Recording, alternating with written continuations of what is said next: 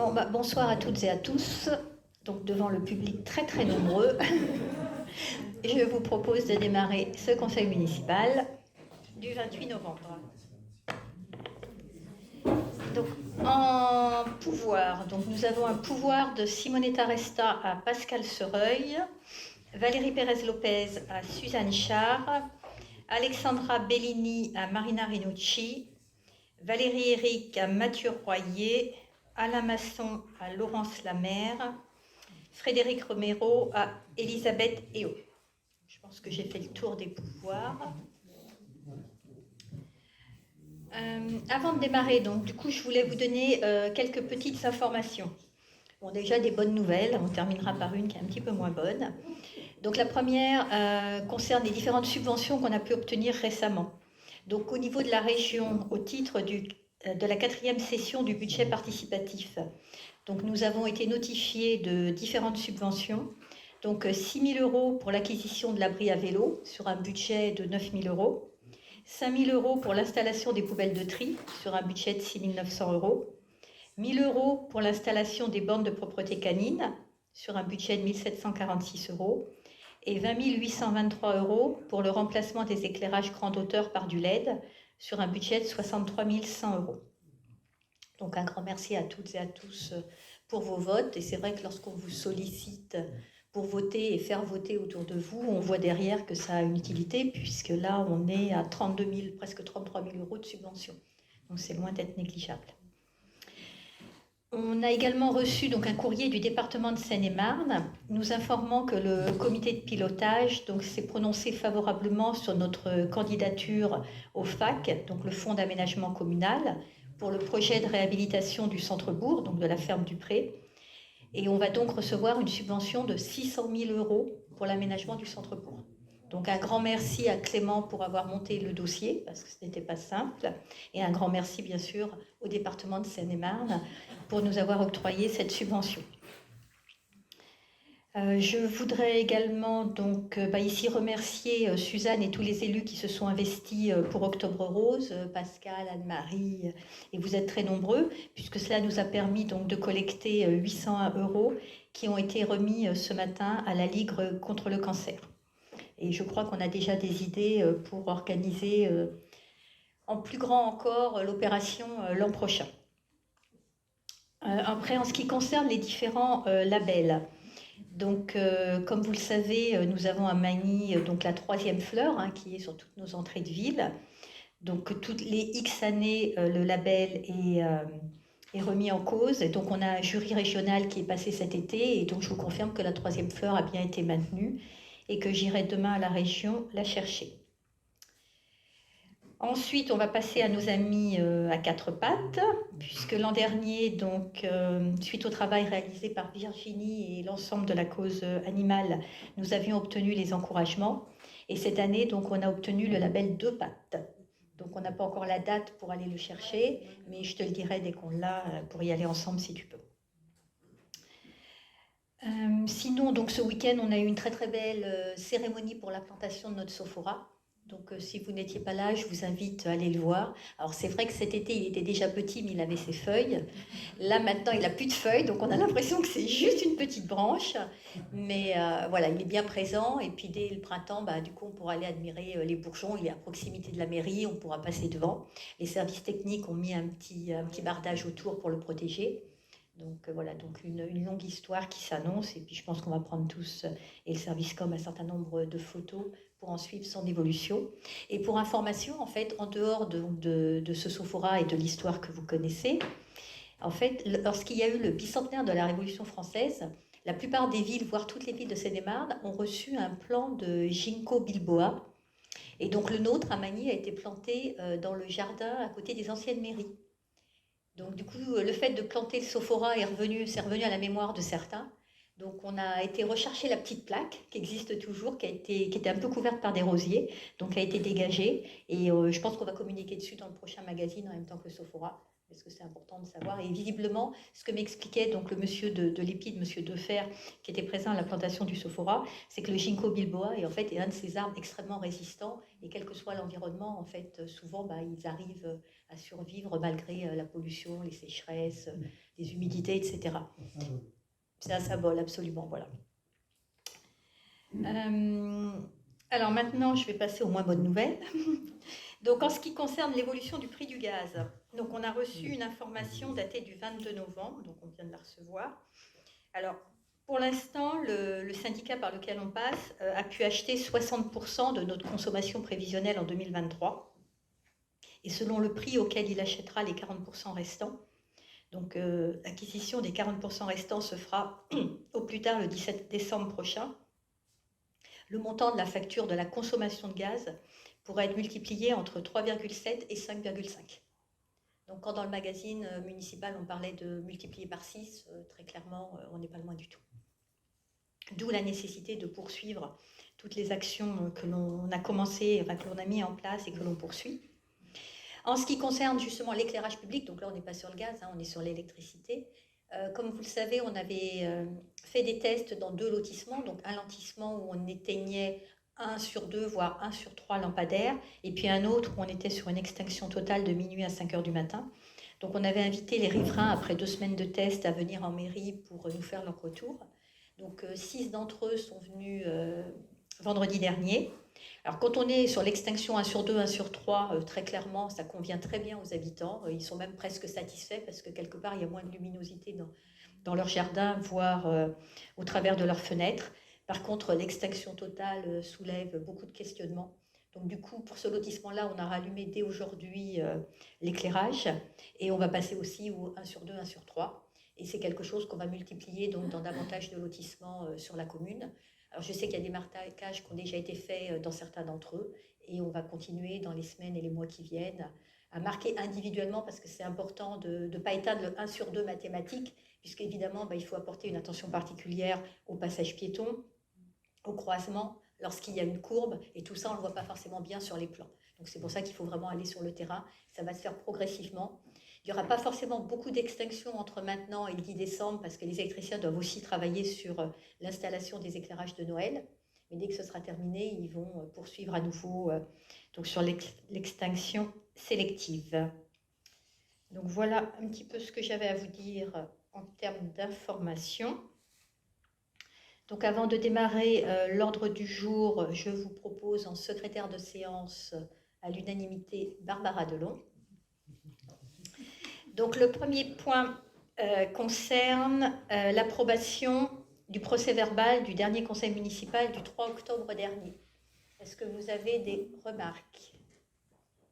Pas de remarques, donc adopté à l'unanimité. Je vais ensuite passer la parole à Gisèle Henry pour un certain nombre de points finances, démarrant par la décision modificative numéro 2. Gisèle.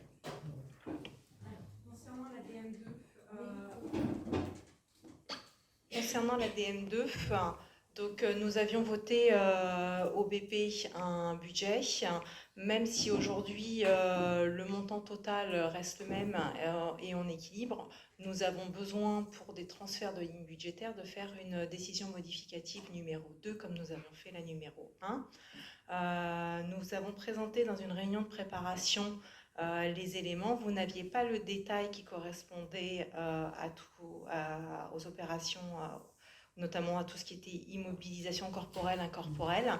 Il devait y avoir une annexe sur table dans laquelle vous aviez le détail. On va vous l'envoyer par mail. Je peux néanmoins vous lire le détail si vous le souhaitez en réunion. Donc dans les charges à caractère général, nous avons en plus un complément de crédit pour les cadeaux de fin d'année de 1 550 €. Dans autres charges de gestion courante, ça représente les créances éteintes pour 2 000 €. Dans les dotations aux provisions, c'est la diminution de la provision pour impayés pour 3 800 €.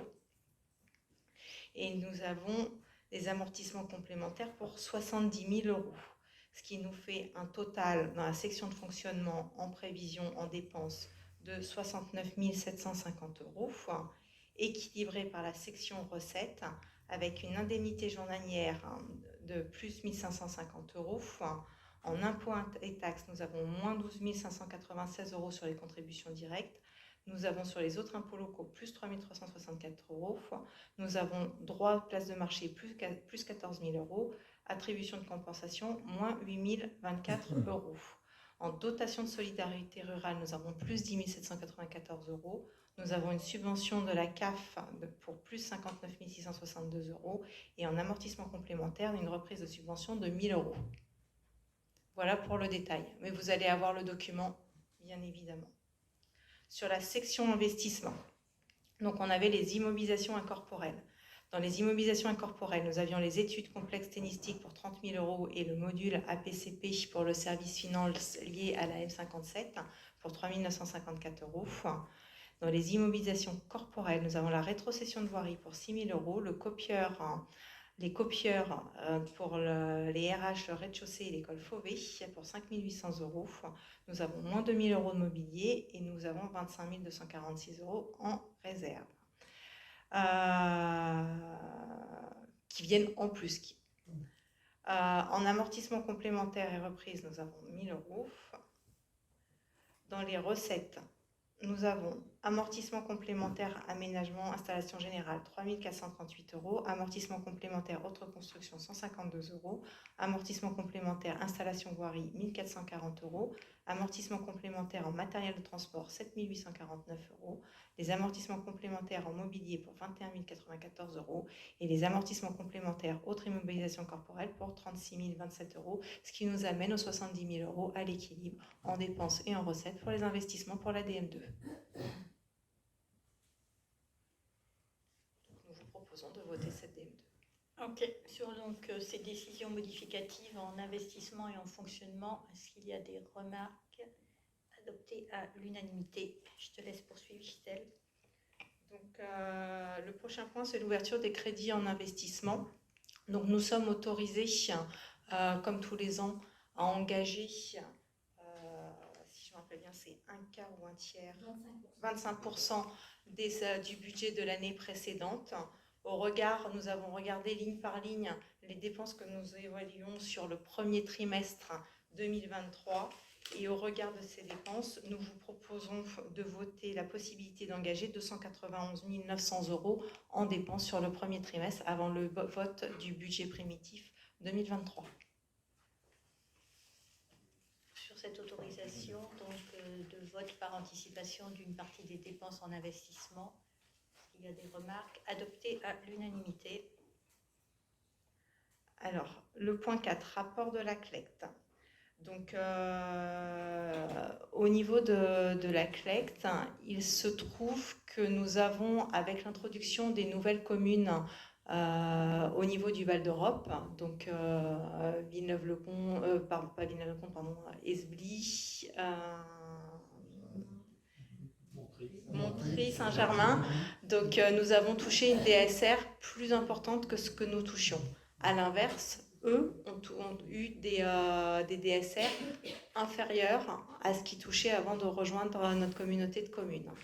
Donc, il a été prévu sur 2 ans, donc cette année, c'est la dernière année, de faire des réévaluations de façon à essayer d'être au plus juste et de compenser ce qu'ils perdaient. Et par contre, du coup, nous, on redonne ce qu'on touche en plus. Donc, au niveau de la CLECT, nous avons 8 024 euros qui seront prélevés pour cet équilibre.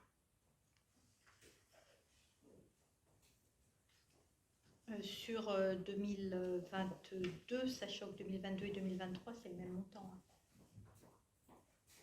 Après, il n'y a plus, en fait, ça restera... oui, c'est ça, c'est 2 269 467. Oui, le montant, en fait, de la contribution après VEA restera fixe puisque la réévaluation se faisait sur 2 ans. Est-ce qu'il y a des remarques? Quelqu'un est contre? Adopté à l'unanimité? Non, pardon, oui, et on sera sur quelle base alors pour les années à venir après 2023? 2 269 467. 2 269 467. Merci. Euros. Pour le vote contre abstention adopté à l'unanimité, on passe aux créances irrécouvrables. Gisèle. Donc les créances irrécouvrables, on est notifié par le Trésor public des montants d'impayés pour lesquels on ne peut pas recouvrer la créance. Donc le Trésor public nous a notifié cette année pour 1945,10 euros. Donc on vous demande d'admettre ces créances éteintes. Est-ce que quelqu'un est contre? S'abstient? Adopté à l'unanimité. Alors, les créances irrécouvrables, c'est à peu près la même chose. C'est des créances pour lesquelles tous les moyens ont été mis en œuvre pour essayer de les recouvrer. On essaie la TP essaie de rechercher les personnes où il n'y a pas moyen de faire ou de saisir son salaire ou quoi que ce soit. Donc, on nous demande de reconnaître au niveau en créances irrécouvrables le montant de 6 259,90 euros. Des remarques? Adopté à l'unanimité. Donc, l'adoption de la nomenclature budgétaire et comptable M57. Donc, et le choix de la commune de la mettre en place à partir du 1er janvier 2023. Donc, Véronique a quasiment tout dit. Aujourd'hui, on est sur une réglementation sur la M14. La M57 arrive. On a l'obligation de la mettre en place au plus tard au 1er janvier 2024. On vous demande l'autorisation de la mettre en place dès le 1er janvier 2023. Par rapport à la M14, les quelques modifications, ça va être sur les amortissements qui vont être proportionnels dans l'année. Il y a quelques petites modifications comptables comme ça. Oui, tout à fait. Tu veux que je représente Ok. Sur l'adoption de la M57, y a-t-il... et puis du coup, il y a aussi, ça veut dire que maintenant nos comptes, pour ceux qui n'étaient pas en commission finance, vont être revus par un commissaire aux comptes. Alors, normalement, c'est-à-dire que dans la M57, il est prévu effectivement qu'il n'y ait plus de compte administratif et de compte de gestion. Par contre, normalement, les comptes sont censés être audités par un commissaire aux comptes. Néanmoins, au jour d'aujourd'hui, c'est encore en phase d'expérimentation. Les communes qui sont passées à la M57 en phase d'expérimentation, on n'a pas encore les retours par rapport à ce point-là. Donc, on ne sait pas si toutes les communes seront auditées ou si ce sera à partir d'un certain seuil. Parce qu'il faut savoir que trouver les commissaires aux comptes formés sur les dépenses publiques qui accepteront de valider, ce ne sera pas forcément évident. Ça va représenter aussi un coût important pour les communes. Aujourd'hui, on n'a pas de retour là-dessus. Donc, il était prévu au titre de la M57 que les comptes soient audités, mais c'est encore flou sur les conditions d'application. Merci. Décision. Est-ce qu'il y a des remarques? Oui, par contre, on n'a pas forcément d'informations sur le coût du commissaire aux comptes. On n'a aucune information. On sait que par rapport en tout cas.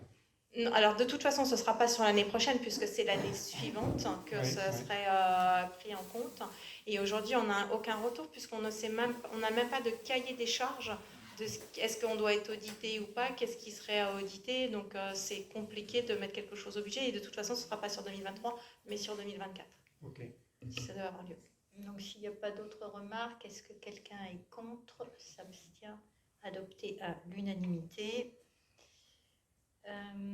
Alors, dans les changements pour la M57, c'est ce qui nous fait amener au point 7, l'adoption du règlement budgétaire et financier. On a l'obligation d'avoir ce règlement qu'on n'avait pas au titre de la M14. Donc, on vous a transmis en annexe ce règlement et on vous demande d'approuver le règlement budgétaire et financier lié à la M57. Sur ce règlement, y a-t-il des remarques? Contre, abstention, adopté à l'unanimité.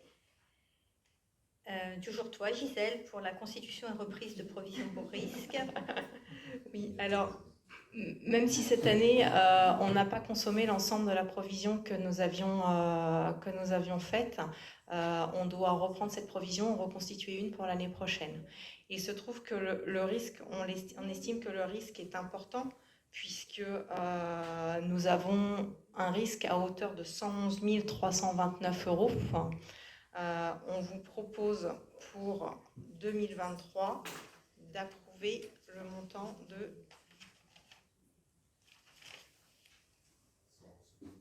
Non, c'est pas 111 000, c'est... Non, c'est... Je suis obtenue, c'est... Oui, mais c'est 2022, c'est pas 2023. Les reprises nous, de c'est provisions 2023, ça c'est les existantes. reprises. constitution de la nouvelle provision, j'ai pas le montant. La reprise des provisions, c'est 7 000 €. Parce que là, il est proposé de constituer une provision 2022 à hauteur de 8 200 €. Mais c'est pas 2022, c'est 2023. Il y a peut-être juste la date qui est fausse. Et le chiffre est bon. Pour moi, le chiffre.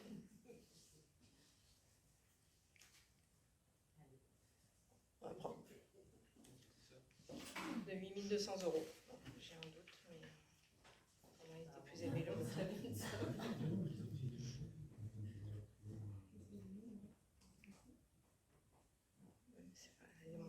Oui, c'est ça, en fait. Il y a 1 945 € qui sont considérés comme étant fortement compromis. Et pour le reste, on considère un pourcentage de 5,72% sur les 111 329, soit 6 256,79. Et sous le contrôle de Régis, quand on additionne les 1945,10 plus les 6 256,79, on arrive en arrondi à 8 200 €. Oui, sur la reprise de provision, je suis bien d'accord. Mais c'est la constitution de provision pour 2023 qui nous manque en fait, en montant sur le papier.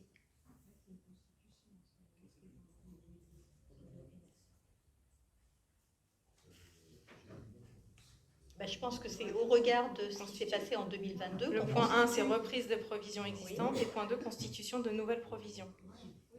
Pour 2022, on prévoit une provision de 8 200 € en fait. D'accord. Excusez-moi, c'est moi qui me suis perdue, parce que pour moi, je voulais constituer la provision pour 2023. Je pensais qu'on l'avait déjà dans le... Non, mais je pense que je parle sous le contrôle d'Anne-Marie en comptabilité. On estime qu'en 2022, on devra avoir à peu près 8 Non, je suis d'accord, pour 2022, c'est bien, mais ce qui m'a troublée, c'est que je pensais qu'on avait déjà, on allait fixer le montant 2023 et je ne voyais pas le montant 2023, et le montant est supérieur à ce qu'on a prévu pour 2023. Donc, on en a parlé en commission, mais on n'a pas dû le mettre au vote encore. Ça sera voté avec le budget 2023 probablement. Donc pour 2022, une provision à hauteur de 8 200 € par rapport aux éléments présentés. Pas de remarques, d'abstention, contre, adopté à l'unanimité. Et je crois qu'il te reste encore un point. La durée des amortissements, de la même façon liée à la M57, en fait, on est obligé de revoter la durée des amortissements du fait de passer de la M14 à la M57, même si on n'a pas changé ces durées. Donc ces durées sont exactement les mêmes que sur la M14, mais on doit les revoter. Donc on vous propose de revoter à l'identique. Sur le tableau des amortissements, est-ce qu'il y a des remarques? Quelqu'un est contre, s'abstient, adopté à l'unanimité. Donc je vais maintenant céder la parole à Bernard pour tout ce qui est fermeture et ouverture de poste. Merci. Un certain nombre d'agents sont partis de notre collectivité, soit par le biais d'une mutation, de disponibilité de départ en retraite ou de promotion interne.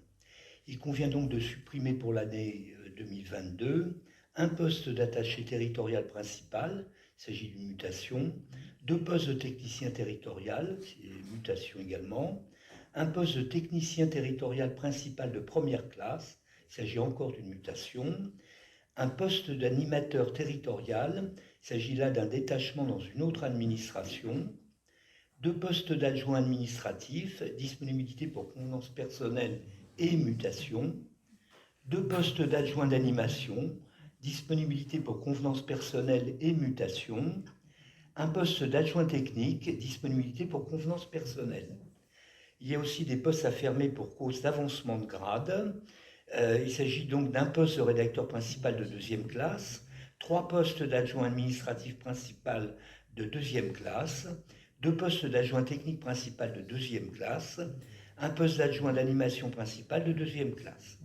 Enfin, donc, nous avons aussi, bien sûr, des créations de postes. Donc, il y a eu un tableau des avancements de grade qui a été établi. Après avoir reçu le responsable de service et avoir donné toutes les informations complémentaires transmises par la direction des ressources humaines, l'autorité territoriale a validé ces propositions. Il s'agit donc de 2 postes d'adjoint administratif principal de première classe, un poste de rédacteur principal de première classe, un poste d'adjoint d'animation principal de première classe, un poste de brigadier chef principal, 2 postes d'adjoint technique principal de première classe. Sur ces fermetures et ouvertures de poste, y a-t-il des remarques? Quelqu'un est contre, abstention, adopté à l'unanimité. Merci. Je vais maintenant céder la parole à Marina pour la convention financière avec Chanteloup pour le séjour au ski. Bonsoir. Alors, pour le séjour au ski qui se déroule du 19 au 25 février 2023, pour minimiser les coûts et notamment le transport, une association entre les villes de Chanteloup-en-Brie et Magny-le-Hongre a été mise en place. Donc vous avez le détail de la répartition des coûts donc pour 24 enfants de Magny et 12 enfants de Chanteloup. Ça nous permet effectivement de diminuer le coût sur le transport et sur l'hébergement. Donc c'est la commune de Magny-le-Hongre qui se charge du règlement de l'intégralité des factures par simplicité de gestion. Et du coup, il est demandé au conseil municipal d'autoriser à signer une convention de façon à recouvrir les dépenses proportionnellement engagées par la ville de Chanteloup-en-Brie. Est-ce qu'il y a des questions ? Puis ça permettra à 36 enfants du secteur de partir en vacances ensemble et d'apprendre à se connaître. Et je crois que justement, il est déjà prévu un échange entre eux d'ici la fin de l'année. Oui, en fait, dans les activités qui sont prévues sur la période de Noël pour les 11-17, la dernière journée, celle du 23 décembre, c'est une journée qui a été appelée une journée de l'amitié mixte entre Chanteloup et Magny-le-Hongre. Il va y avoir plein d'activités, mais ça permettra effectivement aux jeunes de Magny, aux jeunes de Chanteloup, peut-être de se connaître un petit peu avant de partir ensemble au ski. Voilà. Sur ce point, est-ce que quelqu'un est contre? S'abstient, adopté à l'unanimité. Et je laisse Marina nous présenter la Convention territoriale globale et son adoption. Alors, la Convention territoriale globale, cela a trait à la CAF. Donc, la CAF, aujourd'hui, nous sommes liés par le contrat enfance-jeunesse qui disparaît. Donc qui n'existe déjà plus depuis 2020. Et tous les renouvellements de ces contrats CAF sont proposés non plus au niveau de la commune, ce qui était le cas jusqu'à présent, mais au niveau de l'intercommunalité. Donc, il y a un projet de convention qui est rédigé sur les propositions des différentes communes. Et donc, on nous demande de valider en conseil municipal le nouveau contrat, la nouvelle convention territoriale globale qui sera au niveau de VEA. Alors, dedans, c'est essentiellement un ensemble de tiroirs sur différents sujets et il n'y a pas forcément une contrainte très particulière sur ce qu'on doit faire. Il y a plein de possibilités et on actionnera à l'intérieur, enfin nous, Magny, on actionnera à l'intérieur de tous ces tiroirs ceux qui correspondront aux actions qu'on souhaite mettre en place ou pas. Voilà. Donc on n'est pas vraiment contraint par cette CTG. Voilà. Est-ce qu'il y a des questions? C'est un peu technique. Sachant que l'adoption de la CTG est impérative pour pouvoir continuer à percevoir les subventions l'année prochaine. Et donc reprend en fait ce qui était dans les différents contrats que nous pouvions avoir avec la CAF précédemment. Donc, je pense que tout le monde en est d'accord, donc adopté à l'unanimité. Donc vous avez ensuite emporté à connaissance les différentes décisions qui ont été prises depuis le dernier conseil municipal. Bon, on les avait regardées ensemble en plénière, donc je pense qu'il n'est pas nécessaire de revenir dessus. Et le dernier point donc, à l'ordre du jour concerne donc une motion que je vous propose de signer, donc qui est proposée par l'AMF, afin d'exprimer la profonde préoccupation des communes quant aux conséquences de la crise économique et financière, la capacité des villes à investir et le maintien d'une offre de services de proximité adaptée. Donc les inquiétudes sont motivées par le niveau d'inflation de 5,5%, l'évolution des coûts de l'énergie, on en a parlé tout à l'heure, mais aussi des produits alimentaires et des matériaux. L'évolution également en juillet dernier donc, du point d'indice pour les fonctionnaires de 3,5%. La baisse des dotations de l'État.